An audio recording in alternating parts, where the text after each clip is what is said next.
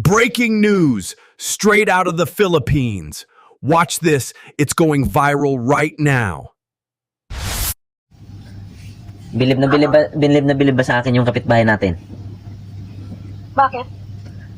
Kahit daw tamad ako, kahit tambay ako, nakakapundar daw ako. Tapos nagtanong siya sa akin, saan daw nanggagaling yung pera ko? Hindi niya alam, may jowa akong OFW Yung, Pinagmamalaki mo pa. ay, syempre, may jowa akong OFW Papadalan mo ba ako ulit? Ha? Oo Yan. Naawa naman ako sa'yo pag hindi kita mapadala. Oo. Siyempre, wala nga akong trabaho. Kaya, sa'yo lang ako aasa sa mga padala mo. Di ba? Paano kasi? Panay kwan mo lang. Panay upo-upo mo lang dyan. Hindi ka naghanap ng diskarte na kapag-inkaman. Every month naman, sure naman sa akin yung 20,000 na padala mo Ba't pa ako maghanap ng trabaho? Di ba? Pero hindi ka naawa dito sa akin.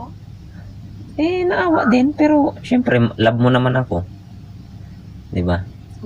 Hanggang awa ka lang. Pero hindi ka naghahanap ng diskarte. Love mo naman nga ako, di ba? Swerte ka na sa akin. Saan ka pa makakahanap ng gwapong jowa, di ba? Pero may hangganan yung love ko. Pag panay pa kwan mo sa akin, panihingi mo pa. Mawalan ka ng gwapong jowa. Di ba?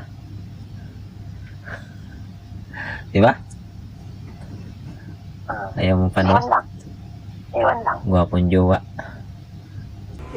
Aray mo, pakak!